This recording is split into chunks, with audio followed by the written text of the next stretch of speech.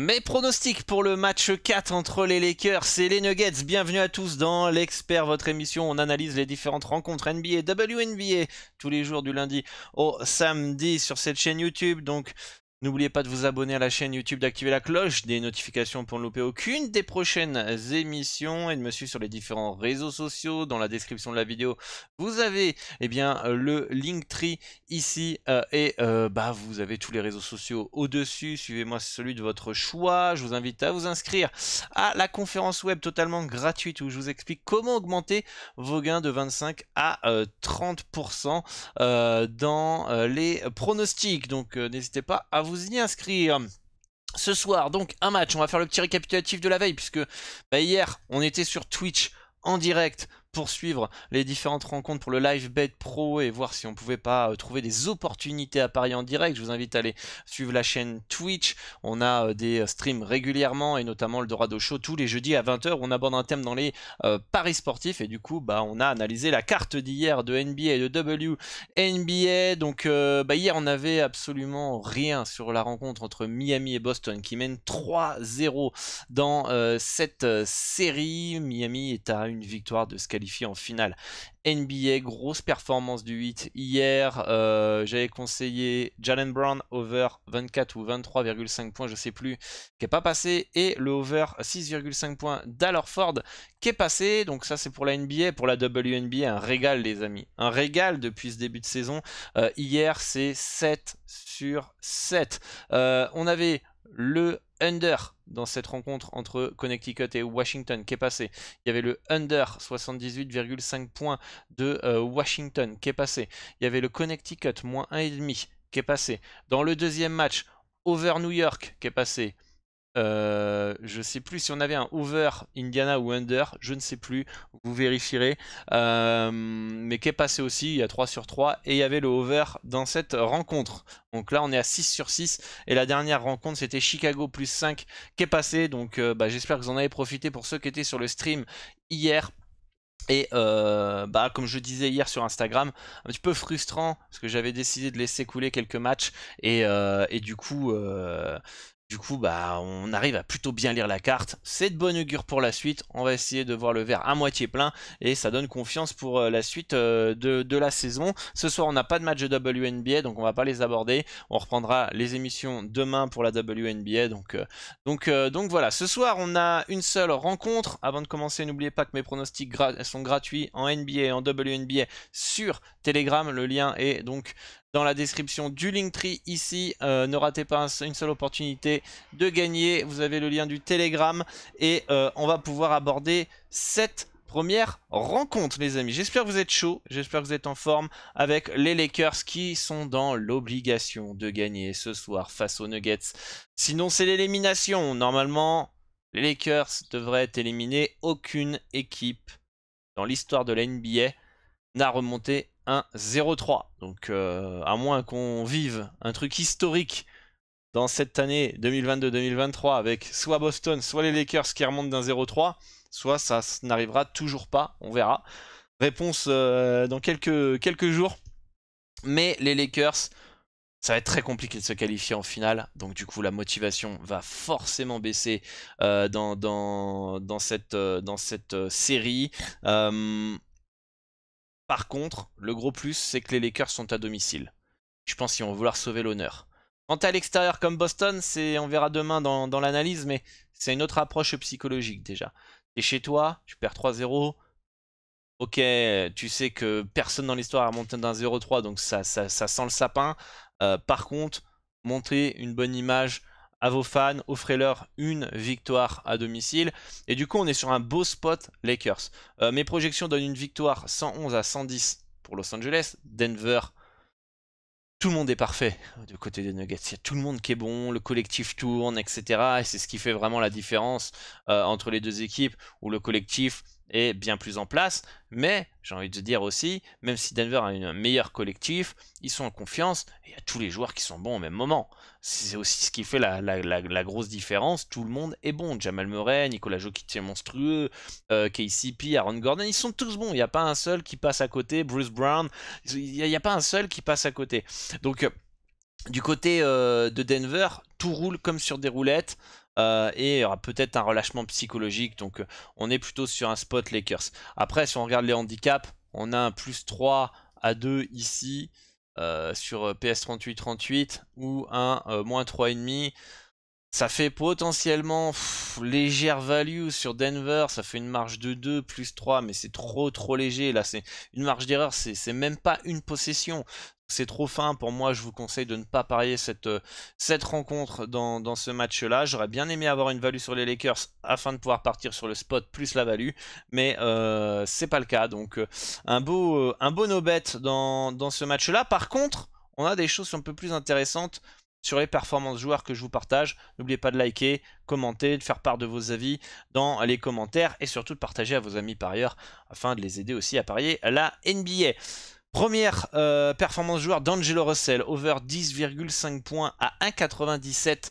D'Angelo Russell, on l'a conseillé quand même une ou deux fois en under durant ces playoffs là. On est tombé sur le match où le mec il était en feu total, mais depuis il fait absolument rien. On va voir s'il va nous porter la poisse, hein. Mais en tout cas il était à 8 points contre Denver, 10 points contre Denver au deuxième match et 3 points lors du dernier match avec 12,5% au tir, 16,7% à 3 points. Il est à 10,5% son 10,5 points son cut, 18 points en moyenne par match cette saison. 13,5 points contre Denver en moyenne. Et en post-season, il est à 14 points de moyenne. On est quand même un cut clairement en dessous de sa moyenne. Je pense qu'il ne peut pas faire pire que les derniers matchs. Donc je m'attends à un petit réveil de D'Angelo Russell. Pour moi, un petit over 10,5 points à 1,97 me semble pas déconnant. Performance joueur, la deuxième, c'est Dennis Schroeder, over 7,5 points. Les deux meneurs des Lakers, je m'attends à mieux. Complètement à côté de la plaque. Regardez bien, leurs cuts sont clairement en dessous de leur moyenne. 12,6 points pour Dennis Schroeder cette saison, 14,5 points en moyenne contre Denver. En post-season, il est moins performant, il est à 7 points. Et contre Denver, même les 4 derniers matchs contre des Lakers, contre les Warriors, et les 3 contre Denver, c'est 3 points, 6 points, 4 points, 5 points.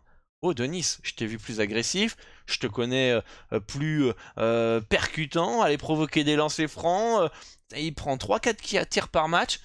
J'espère quand même que ce soir il va prendre un peu plus de tirs et un peu plus de responsabilité dans la seconde unité, ce qui va pas mal aider les Lakers, notamment s'ils veulent gagner ce match-là. Donc je trouve que ces deux piliers d'Angelo Russell et Dennis Schroeder sont complètement à la rue dans cette série. Je m'attends à du mieux. Je pense pas que Dennis Schroeder peut faire pire. À moins que Ham décide, bon bah mon ami Schroeder, t'es gentil mais on va te mettre sur le banc. Il joue quand même 32 minutes, 30 minutes et 25 minutes. À moins que ce soir il joue que 10 minutes parce que voilà, finalement il apporte pas, etc. Mais je pense qu'il peut faire largement mieux et de scorer plus de 7,5 points. Ça peut aller vite, un petit end-one, un petit 3 points, il est déjà à 6 points, il est un peu chaud, il prend un petit tir mi-distance ou une contre-attaque et hop, il est à 8 points. Donc ça peut aller très vite. Donc moi, Dennis Schroeder, plus 7,5 points par rapport à la marge de progression qu'a l'Allemand dans cette série. LeBron James, les amis, over 24,5 points, 90. Anthony Davis et lui sont passés complètement à côté lors du match 3. Clairement moins bon, clairement en dessous de leur standard. James qui tourne à 29 points en moyenne par match. Il est à 25 points en moyenne contre Denver. Il a un peu de mal dans ces playoffs. Il est qu'à 23,5 points. Il est quand même clairement en dessous. Il a des pourcentages qui ne le valorisent pas non plus. 24% à 3 points notamment. On peut voir que sans être vraiment flamboyant, il est quand même à 25 points, 30 points, 26 points, 22, 23. Je pense que pour ne pas passer ce over 24,5 points, il faut qu'il ait une petite adresse, il faut qu'il soit moins agressif, etc. Je pense que dans un match à élimination directe, il va vouloir prendre ses responsabilités, même s'il sait que ça sent le sapin. Et ça, c'est le gros point faible de LeBron James, c'est quand il sait que les carottes sont cuites. Il a tendance des fois à laisser tomber ses coéquipiers, etc. Après, il peut forcément avoir un peu d'orgueil et vouloir éviter le sweep. Et donc, du coup, bah, ça va passer par un match à 24 points, on va dire minimum, quoi. 24 points minimum. Voilà pour le King, LeBron James. Et enfin, le dernier, c'est Jamal Murray. Jamal Murray, il est chaud bouillant, les amis. Il est chaud bouillant. 20 points en moyenne par match. Il est à 28 points en playoff en ce moment. Quand je vous dis que tout roule à Denver, c'est à l'image de Jamal Murray. Il a fait 37 points, 31 points dans cette série face aux Lakers contre Phoenix. Il était aussi monstrueux. Je trouve quand même par contre que ses pourcentages de réussite à 3 points sont beaucoup trop élevés. Après, il prend un gros volume de tir à 3 points. Il en prend 10, 11, etc. Donc ce qui va mettre potentiellement en danger ce cut. Mais je m'attends à ce que potentiellement à l'extérieur, dans un match où tu mènes déjà 3-0, la pression va peut-être redescendre, les Lakers vont avoir faim, etc. Autant ça peut être un de tes plus mauvais matchs de ces playoffs ou depuis quelques matchs. Je m'attends à ce qu'à un moment ils redescendent un peu sur terre aussi. Pourquoi pas ce soir à 3 points où ils vont en prendre que 7 et ils vont en marquer que 3 ou 2.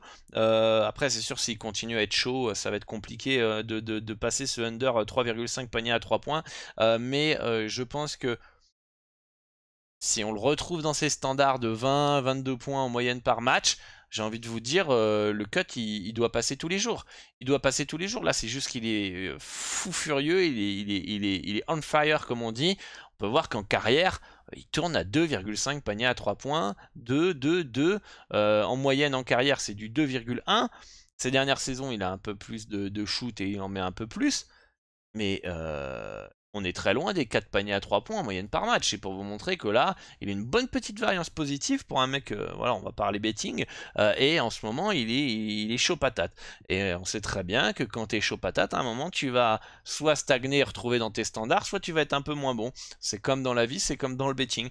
Et pourquoi pas ce soir quand voilà, la pression elle est un peu relâchée, tu mènes 3-0, tu es à l'extérieur, les Lakers sont fins. Je me dis pourquoi pas tenter un petit under 3,5 panier à 3 points, ça peut être un bon spot, comme le game 1 potentiellement des finales, qui pourrait être un bon spot parce qu'il y a un peu plus de pression, c'est plus le même niveau, et l'équipe en face a faim, c'est la finale, donc du coup beaucoup plus d'enjeux.